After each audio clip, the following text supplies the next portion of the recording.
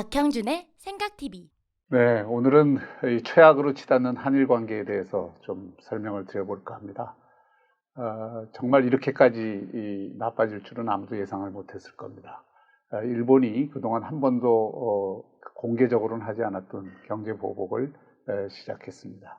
이에 대해서 우리가 어떻게 대응하느냐가 앞으로 한국 경제뿐만이 아니라 한국의 국가 이익과 관련해서도 대단히 중요한 문제이기 때문에 이걸 오늘 좀 집중적으로 다뤄보고자 합니다. 우선 이 문제를 다루기에 앞서 한일 관계가 왜 중요한가, 이 문제부터 좀 짚어볼까 싶습니다. 대개 일본과의 관계가 뭐 중요하냐 이렇게 생각을 하는 분들도 많이 있는 것 같은데요. 사실 그동안 한국이 걸어온 길, 그리고 오늘날까지 이렇게 발전을 해서 신화를 만들어 온 이 과정에서 한일 관계는 대단히 중요한 역할을 했습니다. 우리의 발전 과정 자체가 사실은 동맹에 기초한 자강 아니었습니까? 한미동맹에 기초해서 자강을 이룬 건데, 그 한미동맹이라는 게 사실 미일동맹 그리고 한미일동맹과 불가분의 관계에 있었던 거죠. 박정희 대통령이 맺은 한일 협정, 그것은 뭐 그 당시에는 굴욕적인 협정이다 뭐 이런 비판도 많이 받았습니다만은, 사실 그때 유상 3억 달러, 무상 2억 달러의 자금이 우리나라 경제 발전에 엄청난 도움이 된 것이죠. 실제로 그 돈들이 철강을 비롯해서 우리나라 새로운 산업을 일으키는데 다 자금으로 쓰였고요. 만일 그 자금이 없었다면은 60년대, 70년대 한국의 경제개발 과정에서 상당한 어려움이 있었을 겁니다. 실제로 그 이후에 한일 경제관계가 개방적인 상호의존적인 경제관계로 바뀌면서 한국은 일본의 기술을 습득할 수 있었고, 또 일본이 앞서 나가서 산업을 발전시키면 그 후발성 이익을 극대화할 수가 있었던 거죠.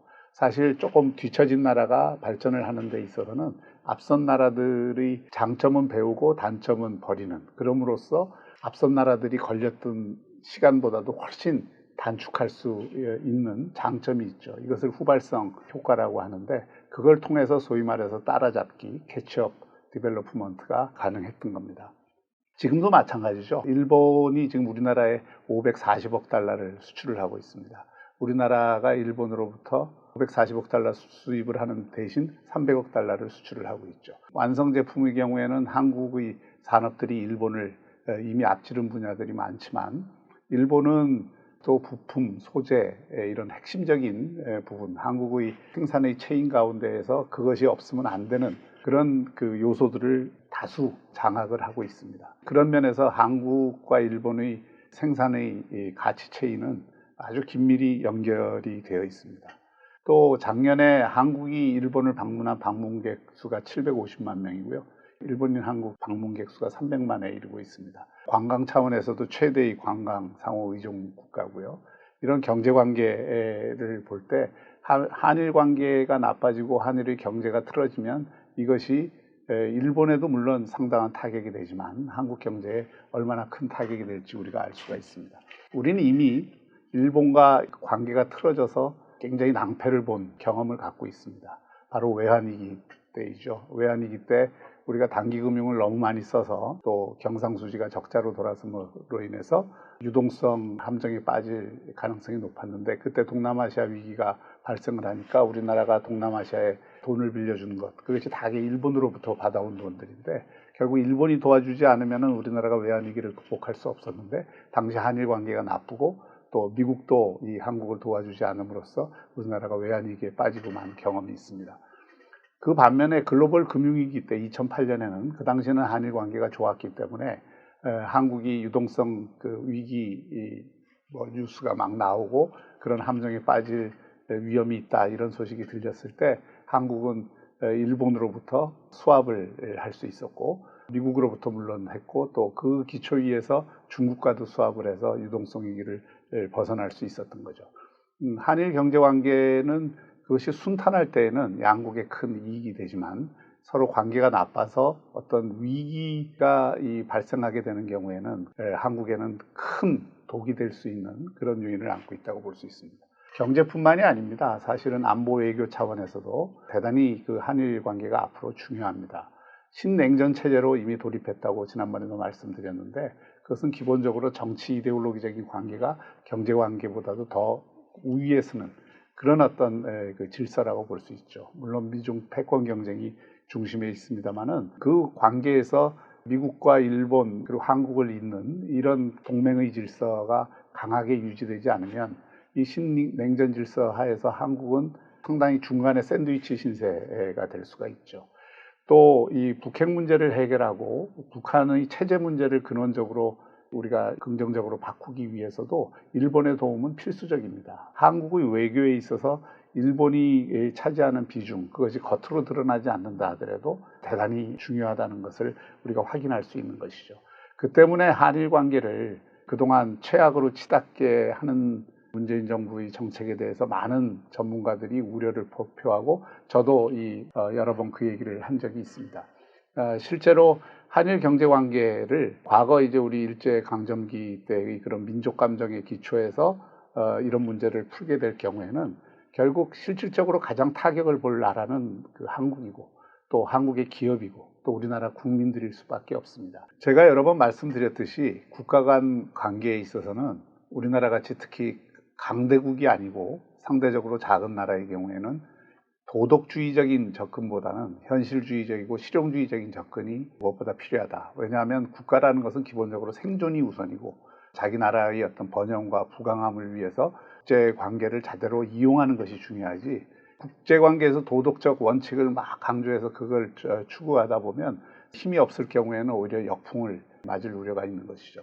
사실 문재인 정부가 일본 문제를 다루는, 일본과의 관계를 다루는 데 있어서 국내 정치적인 요구를 앞세운 경우들이 많았습니다. 사실 국내 정치 구도를 친일과 반일 구도 이런 걸로 만들려고 하다 보니까 일본에 대해서도 강경한 정책을 썼고, 심지어 위안부 합의나 또 강제징용 문제에 관해서 일본에 대해서 상당히 도덕적 우위를 가진 위치에서 마치 가르치듯이 과거에 합의한 내용들이 잘못됐듯이 다룸으로써 사실 모두 파기해버린 것 아닙니까? 또 강제징용 문제는 책임이 없다는 식으로 사법부 독립적 판단이다라고 하는 명분으로 비켜가려고 했던 것이죠.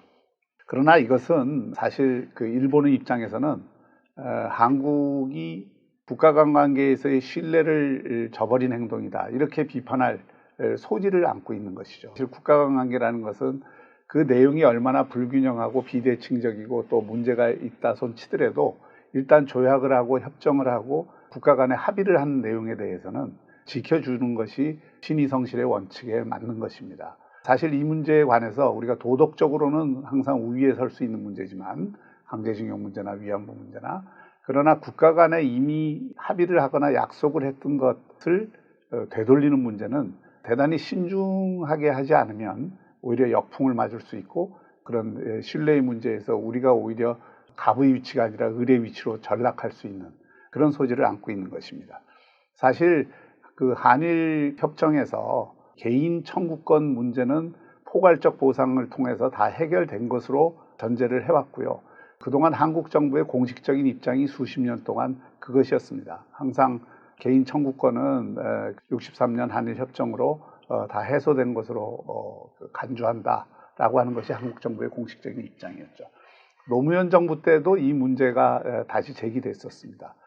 강제징용 문제가 제기되면서 그 당시에 민간합동위원회를 노무현 정부에서 만들었습니다. 노무현 정부에서 그 민간합동위원회를 통해서 내린 결론은 개인 청구권은 해소된 것으로 본다라고 하는 것이었습니다.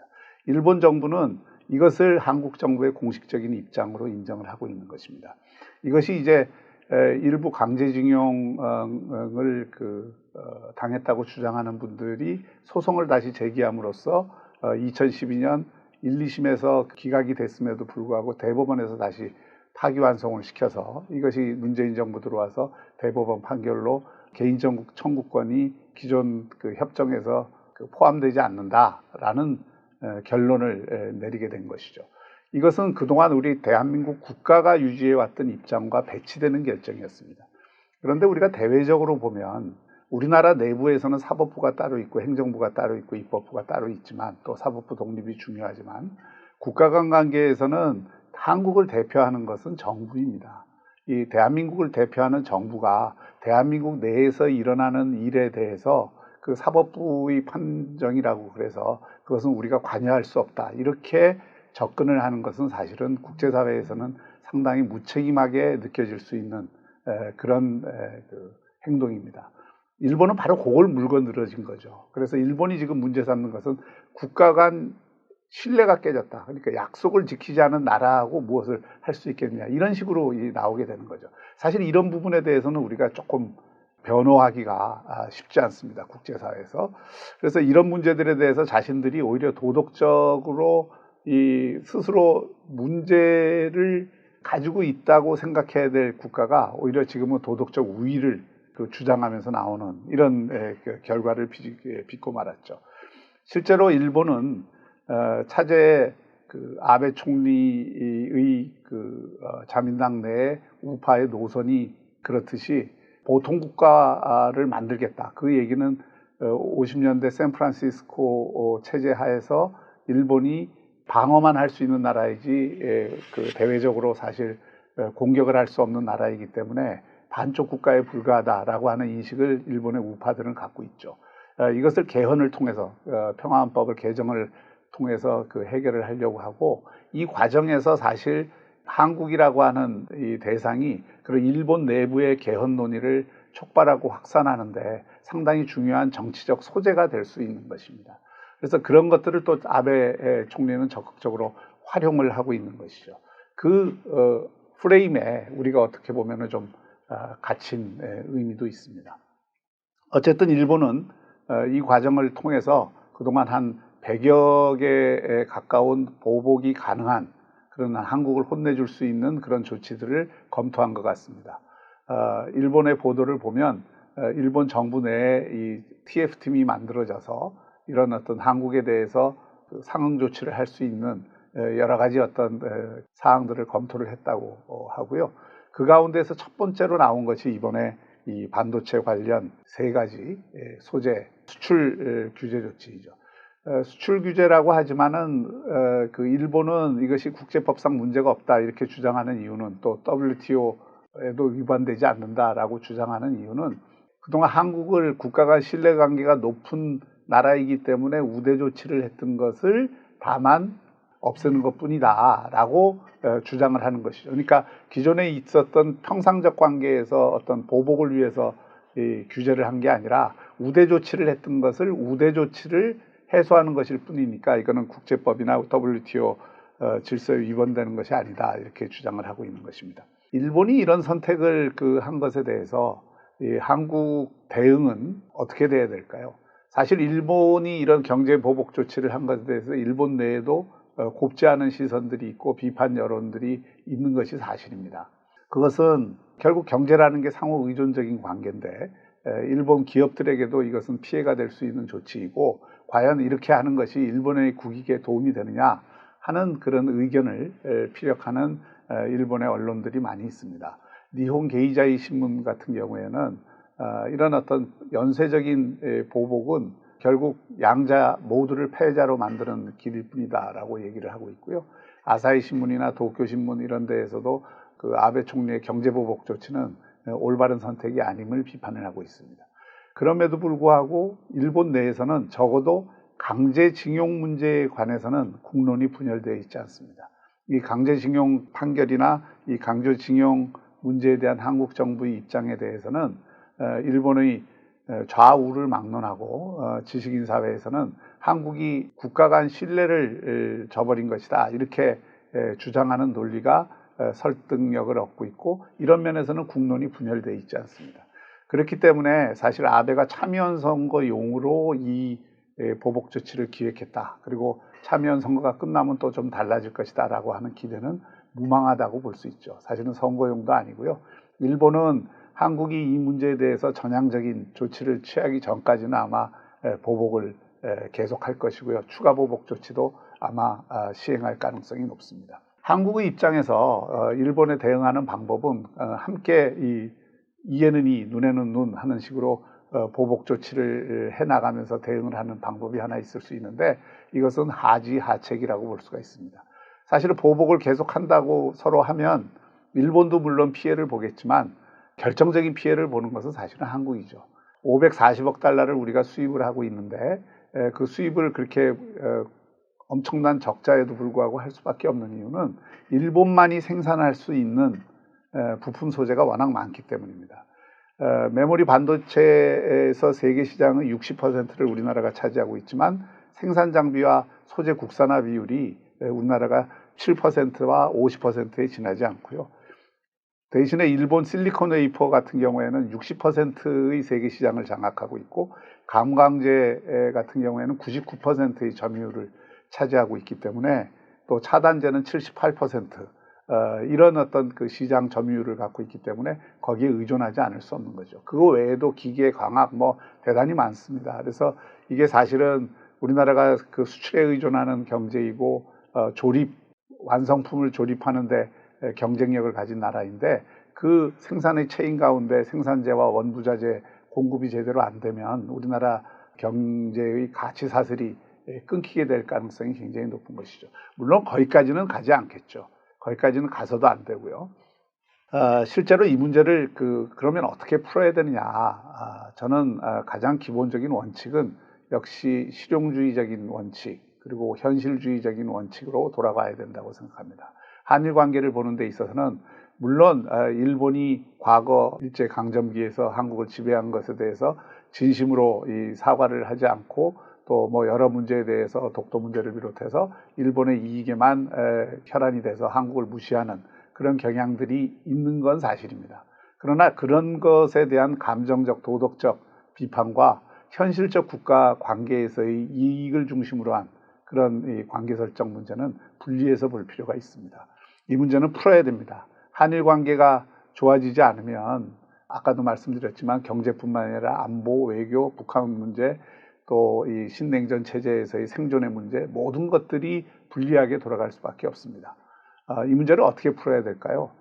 결국 이것은 정치로부터 발생한 문제이고 문재인 정부가 사실 대책 없이 강공책을 쓴 결과로 빚어진 측면이 강하기 때문에 문재인 정부가 적극적인 대화의 채널을 가동을 해야 됩니다. 그리고 일본의 입장에서는 지금 강제징용 문제에 대해서 한국 정부가 일본 기업에 대해서 가압류를 한다든지 이런 조치를 취하는 것을 최악의 상황으로 보고 있습니다. 전문가들은 여러 가지 타협안을 내고 있습니다. 일본 한국 사법부의 독립성을 보정하는 의미에서 개인 청구권에 대한 결정을 받아들이면서도 다만 그것을 보상하는 방법, 소위 위자료를 내는 방법은 한국 정부가 책임지는 방법도 있습니다. 그것을 너무 우리가 꼭 일본 기업에 대해서 그런 판결을 했다 그래서 일본 기업으로부터 돈을 받아내야 된다. 이런 것은 굉장히 협소한 접근 방식이고요. 이것은 대외적으로는 한국이라는 정부가 국가를 대표하기 때문에 한국이라는 정부가 그런 국가를 대표하는 입장에서 한일 관계를 정상화한다는 차원에서 대승적으로 접근할 수도 있는 문제라고 봅니다. 물론 뭐 여러 가지 또 그 중간적 타협점이 가능할 것입니다. 그러나 결국 풀어야 될 것은 이것은 정치로 풀어야 된다, 외교로 풀어야 된다 이렇게 보고요. 그 외교로 푸는 방법도 궁극적으로는 문재인 대통령이 아베 총리를 만나서 해결할 수밖에 없는 사안이다 이렇게 생각이 됩니다. 아무튼 이 문제에 대해서 그동안 제가 이 생각TV에서도 말씀드렸지만 지금 외치가 모두 엉망입니다. 이런 중국하고도 관계가 안 좋고 일본하고 최악이고 미국은 좀 한국에 대해서 뜨악하고 북한은 한국을 패싱하고 있고 이런 어떤 차원에서 일본 관계를 더 악화시키는 것은 국익에도 도움이 되지 않을 뿐 아니라 우리 국민들의 경제나 민생에도 큰 영향을 줄 수 있기 때문에 이 문제만은 정부가 책임지고 풀기를 기대합니다. 감사합니다. 구독하기와 알림 설정으로 박형준 교수의 생각을 가장 먼저 확인해 보세요.